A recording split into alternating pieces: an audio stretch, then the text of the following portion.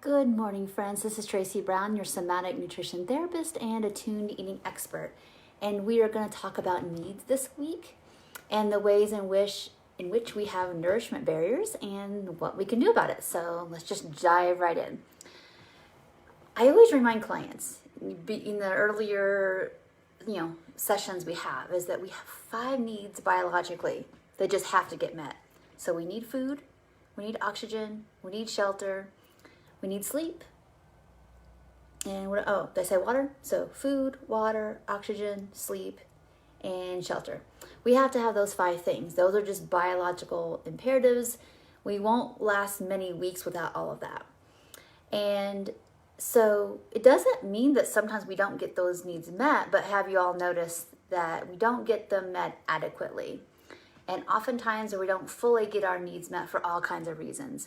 Now, we're just going to start with those biological needs first, right? And then we're going to talk a little bit more about more of the social, emotional needs probably in Wednesday's video.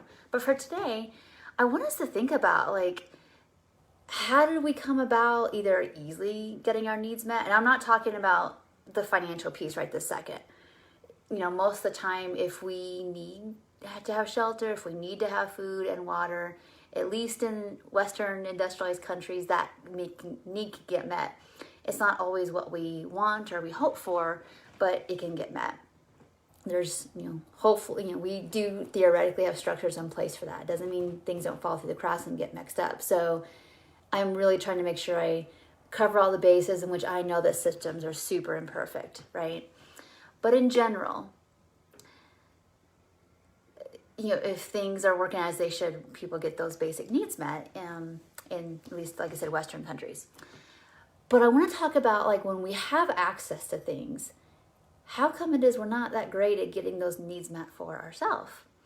And one of the things I want you to think about is to have those needs or have acknowledging those needs gotten thwarted.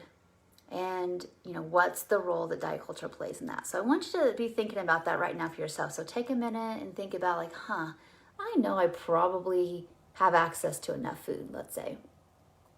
What are the ways in which I have a nourishment barrier around fully getting my needs met? And I typically see 2 things that get us messed up around that. So one is going to be feeling like it's safe for us to get our needs met. And we're just going to talk about food. We're not going to go deeper into the emotional stuff in this video. So just let you know. But our first sense, I want you to think about this just developmentally. Our first sense of us getting our needs met is going to be when we're very, first starting off in the world, being alive, and our nourishment needs getting met physically with food. Do those get met? Or do those get met with delay? Or maybe a little less than what we need? Or, that's the gist of it. It's almost like a visit. Does it feel a little out of reach sometimes? And I'm just talking about food, not about emotional safety.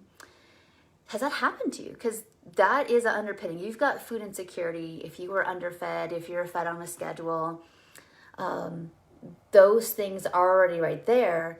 Put a little bit of this hypervigilance in our nervous system. So it does make a difference. And it's important to be able to notice that and remember that totally can be healed. But understand, as an adult, why is it hard? Why do I delay my meals when I don't have to? Because nobody's going to care if I take a break and eat that. Does that have an underpinning in my needs in my early life, feeling like they don't matter, they're too much, they're not met adequately, those kind of things. And then number 2, of course, if we don't have basically early attachment nourishment barriers like I was just describing, number 2 is diet culture. Diet culture is going to recapitulate those wounds and or create more wounds, if that makes sense, around, diet culture doesn't give a rip. If you get full, if you get satisfied, if you like your meals, it just does not care. If you reach for it, they'll try to give you a diet product that kind of, sort of, is a mimic of the real thing that you wanted and needed, but it's not true nourishment. So just kind of keeping that in mind, that recognize, as adolescents and adults, we learned that what you want or what you need with food you can't trust that, or it's just too much. Your needs are too much, so you can't need so much, and you feel all that gaslighting.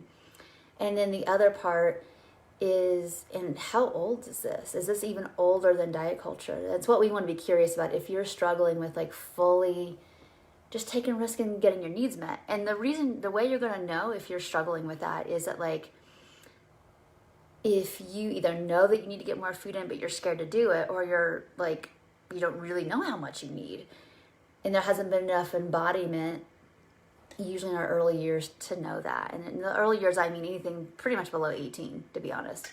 So if you're recognizing that, I've had lots of times that I didn't really fully get my food needs met for all kinds of reasons. It wasn't safe, it wasn't mirrored, whatever. And then diet culture kind of basically sealed the deal. So I want you to think about that today. Like, oh, like I theoretically get it. Like, my needs are my needs. I can't control my calorie needs. That's just my body's business, not my my belief system's business. And if, what would keep me from just eating the food, eating as much as I have around and finding my fullness? What would keep me from doing that? And what you're going to find is like, oh, I feel like what I need is too much to feel safe. And I'm wondering where that comes from. It could be diet culture, could be more, but I think that's just really important to start to unpack that for yourself and get really curious. And we're going to talk more on Friday about, like, what do I do with all these nourishment barriers? Like, what are some strategies? We'll do that Friday. So today is about the physicality of where does this come from? How old is this? And honestly, as an adult, what would I like to see happen about that? You have choice now. Just because your neurobiology is running that, like, my needs are too much or they're not safe or whatever physically, doesn't mean it's true now. So start to think about that. I would love to see your comments below about what you remember, what's coming up for you, maybe some aha moments. Please pass on this video to others who are feeling like, whoa, like how I feed myself now as an adult has anything to do with how I was fed earlier. It 100% does. And we're not even talking about, we're not even talking about like the emotional nourishment barriers yet, which will be Wednesday's video. So before I hop off here, I have a comment that says, my doctor says, even knowing I'm overweight, I'm malnourished, and exactly what does that mean? Okay, so is your doctor saying that that you can be malnourished at all sizes? That's actually true. Yes, you can totally be malnourished even if you weigh not 100 pounds. Let's just put it that way. The body has needs. It has full-on nourishment needs. And if you've been restricting, or if your food's been chaotic for any amount of months, let alone years, you are going to have nutrient deficiencies in all your organ systems that have to be replenished. So it can take a good year to get all that replenished. So I hope that answers your question.